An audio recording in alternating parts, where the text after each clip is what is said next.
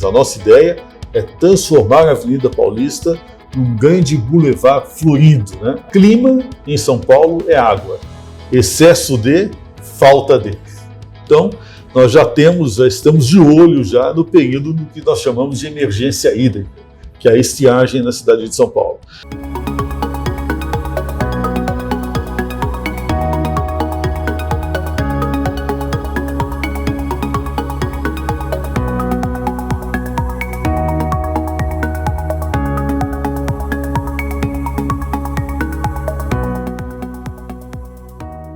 Hoje começa a temporada 2023 conversando com o secretário de Mudanças Climáticas da cidade de São Paulo, Antônio Fernando Pinheiro Pedro, para falar um pouco dos projetos da Secretaria para o início do ano, né? Sobretudo a troca de ônibus, uma frota elétrica, também a questão das chuvas, que é sempre um tema recorrente em todo começo de ano, e algumas outras atribuições que a Secretaria tem se ocupado ao longo desse ano também. Secretário, muito obrigado por nos receber, satisfação estar contigo novamente.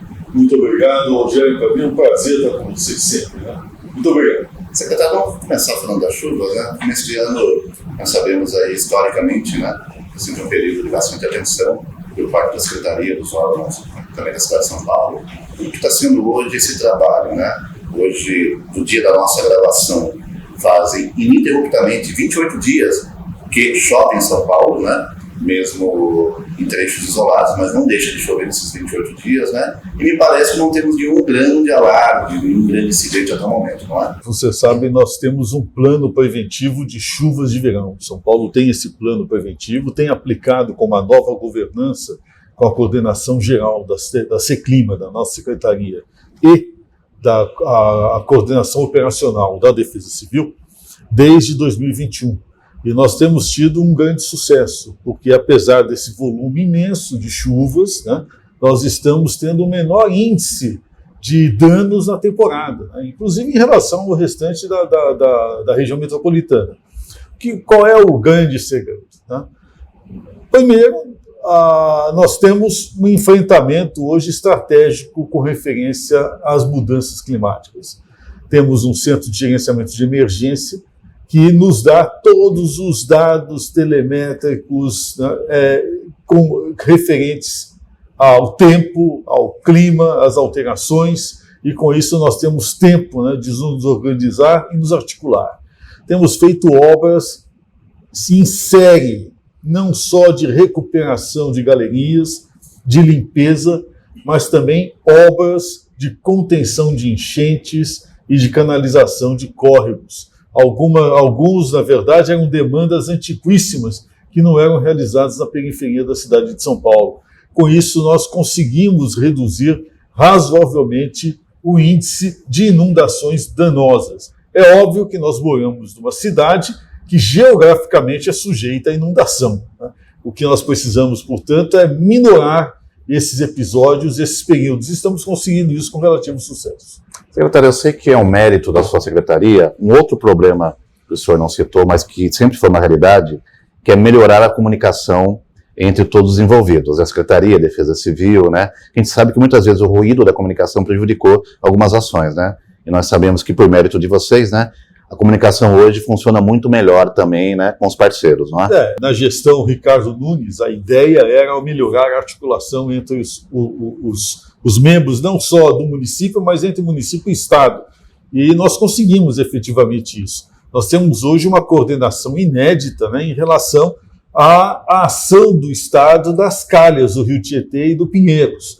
Com isso, nós conseguimos coordenar as ações de bombeamento e, pela primeira vez, desde 2021, né, até agora, nós não tivemos nenhum episódio de inundação na região do CEAGESP ou mesmo ali no Tamanduateí do nosso Mercadão. Isso já significa um volume de alimentos salvos, né, e um volume de menor dano para a economia que realmente significativo.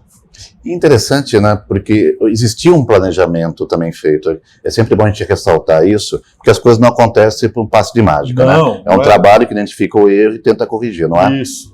Na verdade, nós vamos identificando, né, quais eram os problemas, principalmente os de interlocução, e começamos a resolvê-los, né? acredito que agora, até com o novo governo do Estado, nós possamos avançar nesse sentido, porque já há uma linha de intenção de melhor articulação entre a Prefeitura e o governo, né, na última reunião, inclusive, entre o prefeito Ricardo Nunes e o governador Tarcísio. Né? Até aproveitando, por exemplo, nessa questão, hoje a Secretaria ela também começa a alinhar projetos, ações com a Secretaria Estadual de Meio Ambiente, já existe esse diálogo? Nós já começamos uma reunião, já está agendada uma reunião com o secretário da Casa Civil e outra com o subsecretário de Meio Ambiente do Estado. A nossa ideia é articular as ações conjuntas, mesmo porque, Rogério, você sabe que nós somos uma cidade importante, mas inserida numa região metropolitana com 39 outros municípios. Né? Então, há necessidade, efetivamente, de nós termos essa articulação com o Estado. E, na verdade, a necessidade se faz da mudança de consciência, né, que é sempre um parâmetro importantíssimo. São Paulo, por si só, ela abarca inúmeras responsabilidades que muitas vezes não são somente dela, né? O trabalho expansivo tem que existir, não é, secretário? Não, inclusive, você veja, só um exemplo típico. Os nossos córregos, principalmente os lindeiros, têm um serviço de manutenção, de dessassoreamento a cargo de um ente estadual, que é o DAE. Né? Então, muitas vezes nós fazemos a obra de contenção de enchentes, mas o desassoreamento não está feito, porque é a cargo do DAE. Né? E isso faz com que o rio corra, né? Haja uma certa contenção de enchente, mas vai bater ali na diferença de leito, mais adiante a água volta. Né? Então são ações de articulação que estamos hoje identificando uma a uma e botando na nossa agenda de resolução. Até é interessante o senhor tocar no ponto DAE, né? Existe um colegiado para as pessoas de casa, né? Que engloba a CETESB, DAE, Grapoab, e o DAE, pelo menos no Vale do Paraíba, eu tive a oportunidade de visitar à época, ele teve ali instalado uma sala de situação, que fazia todo o mapeamento das incidências de chuva, até por conta do episódio de anos atrás do rio Paraitinga, né? Que houve um transbordamento enorme no final do ano. Histórica, né? Vocês têm essa previsão, essa ideia de também tentar ter uma sala de situação aqui para a Secretaria sobre essas chuvas aqui que podem ocorrer em São Paulo? São Paulo tem 3 salas de situação. Nós temos o Centro de Gerenciamento de Emergências, né, que fica localizado no Centro de Controle de Tráfego da cidade de São Paulo, é uma verdadeira NASA, né, são todas as câmeras de controle de tráfego e monitoramento em tempo real, né, e vale a pena conhecer. Né, podemos ir juntos lá. Temos ainda um centro de controle operacional. O cafezinho a gente consegue tomar sentado, sem flutuar, né? A gente senta sentado.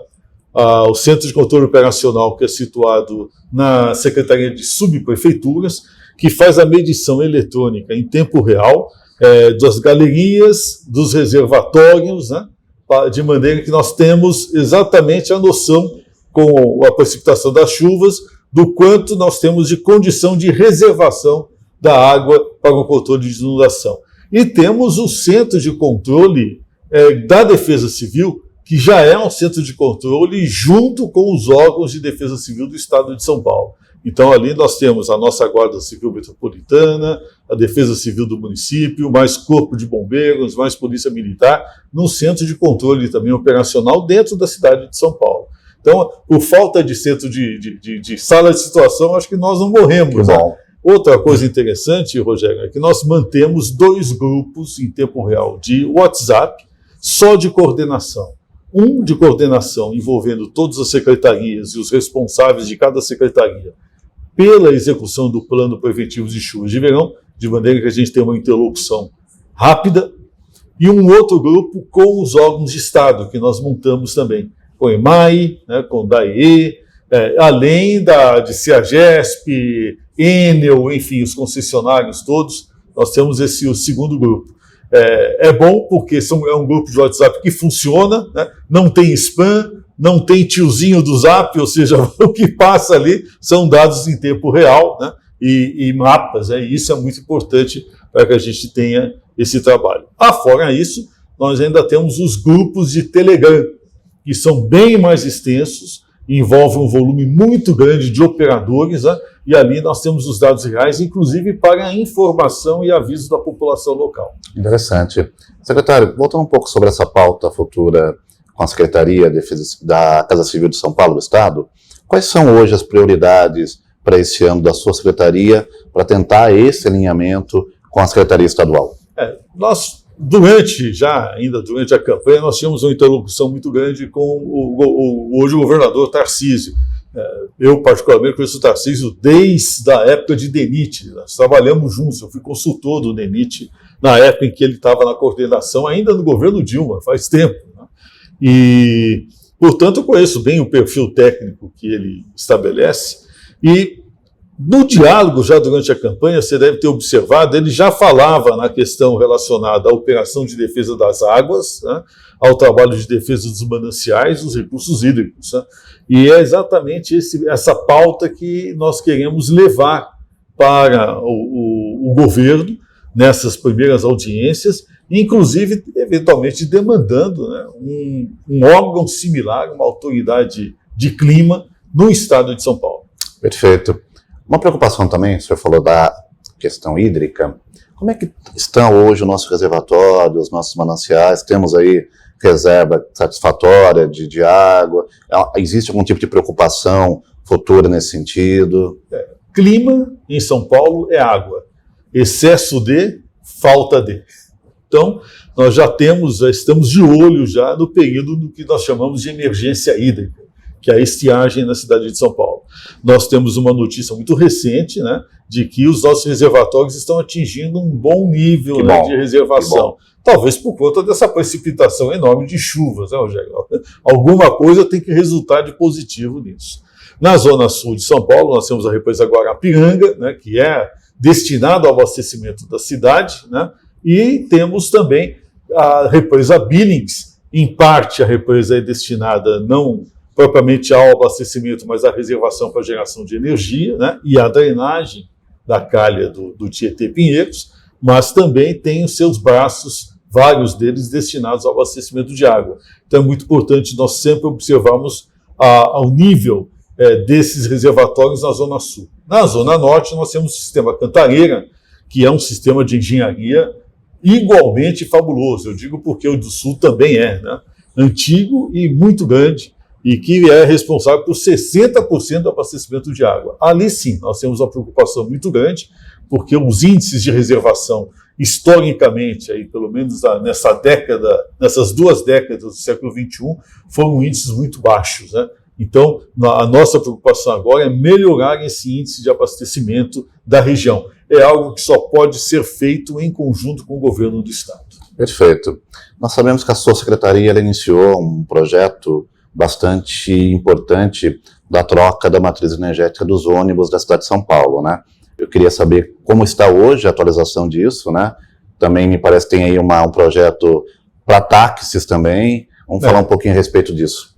Nós assumimos a presidência do Comitê Gestor de Transição Energética da Frota na cidade de São Paulo. É um comitê técnico muito importante, extenso, né, e que tem tratado dos programas, né, de adaptação, né, da nossa frota às novas necessidades climáticas da cidade.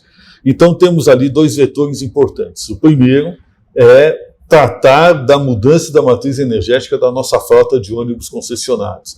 Chegamos a conversar isso em outra ocasião, né, Rogério? Porque eu posso te dar de boa notícia, que nós já temos ali já previstos mais 1.110 ônibus já encomendados pelos nossos concessionários, né, que deverão integrar a frota de ônibus, esses ônibus todos elétricos, né, e que deverão ser entregues pela indústria nacional. Esse é um outro ponto. Né, grande parte deles é, na verdade, fruto de uma integração de materiais fabricados no Brasil e que deverão ser entregues entre 23 e 24. Então, nós já estamos num processo dinâmico de alteração da matriz energética da frota de ônibus. E agora vamos iniciar, com mais vigor, a alteração da matriz energética da nossa frota de táxis. Nós já temos pouco mais de uma centena de táxis híbridos já circulando na cidade de São Paulo, né? E temos quase 2/3 da nossa frota movida a gás. Né? Então, pretendemos ter pelo menos mais 1.500 táxis híbridos ou elétricos circulando na cidade de São Paulo no próximo ano.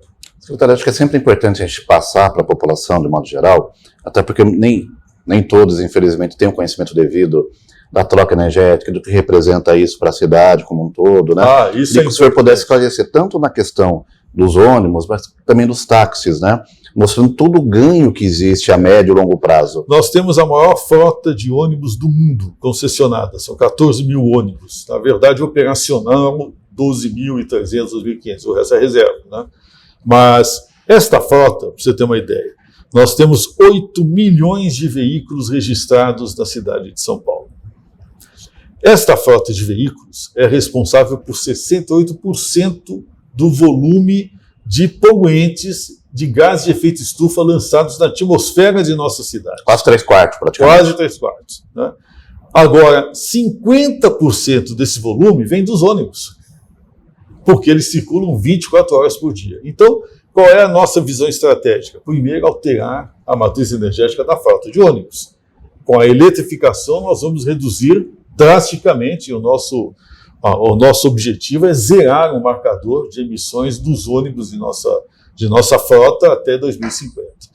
Já com os táxis não é diferente. São 35 mil táxis hoje, né, registrados na cidade de São Paulo. Eu não estou nem me referindo aos aplicativos. Isso é outro assunto que nós vamos ter que tratar também. Mas se nós começarmos agora a zerar, em que pese os táxis, quase todos eles já serem a gás, né, nós ainda pretendemos trazer os híbridos e os elétricos, né, para poder reduzir ainda mais essas emissões. Mas nós ainda vamos chegar nas motocicletas, né, principalmente os de aplicativos, né, as vans escolares, os 15 mil ônibus e caminhões de frete que circulam na nossa cidade, né, e ainda temos 80 mil VUCs, pelo menos, ainda, que a gente pretende também trabalhar com essa alteração de matriz. Ou seja, é um trabalho estratégico complexo, mas que nós estamos levando adiante. Né? Eu cheguei a participar de algumas reuniões do Conselho de Sustentabilidade Automotiva da Fiesp, isso antes da pandemia. Existia ali um pré-projeto, né, sobre fazer um incentivo para que a população deixasse os veículos antigos, né, com isenção, para poder adquirir veículos novos, né, pelo menos no máximo 10 anos de existência, para trocar essa frota antiga. Né? Eu não sei se o senhor também pensa em alguma coisa nesse sentido. Não, eu acho que o que nós estamos fazendo é a nossa parte, porque você sabe assim, o mercado, ele não é imoral, né, nem moral, ele é amoral, ou seja, ele vai de acordo com as demandas, né, oferta e procura. A economia é moral, né, e a economia ela vigora a partir da norma de autoridade. Né? Então nós precisamos criar uma demanda, né, gerar uma necessidade para movimentar a economia nesse setor. Acredito que a partir do momento em que nós temos metas determinadas internacionalmente, às quais o Brasil se obrigou, né, de reduzir as emissões de gases de efeito estufa, e temos a ciência de que grande parte dessas emissões nas áreas urbanas provém, né, da frota veicular, é natural que nós comecemos a estabelecer, como de fato já estamos, né, normas de restrição e de substituição dessa matriz energética, o que vai implicar na renovação da frota, né, e, com certeza, num aquecimento do mercado. Perfeito. Voltando a falar um pouco das prioridades para o ano de 2023, quais são, nesse primeiro semestre, os pontos mais importantes que o senhor está objetivando dentro da secretaria, que o senhor toma como prioridade de fato? Bom, primeiro nós crescemos um pouco mais, empoderarmos a nossa secretaria, que já tem se demonstrado ser uma secretaria estratégica dentro da cidade de São Paulo. Então, o prefeito Ricardo Nunes, né, já nos deu uma orientação de refazermos a estrutura da secretaria, talvez ganharmos mais autonomia. Importante, né? Isso é importante. Segundo, exatamente aquilo que você já nos alertou, a questão hídrica, né? Nós pretendemos criar uma autoridade hídrica dentro do município de São Paulo. Né? Temos, portanto, já uma outra forma de governança referente aos recursos hídricos. Já temos um marco legal em vigor desde 2019, que é a Política Municipal de Segurança Hídrica.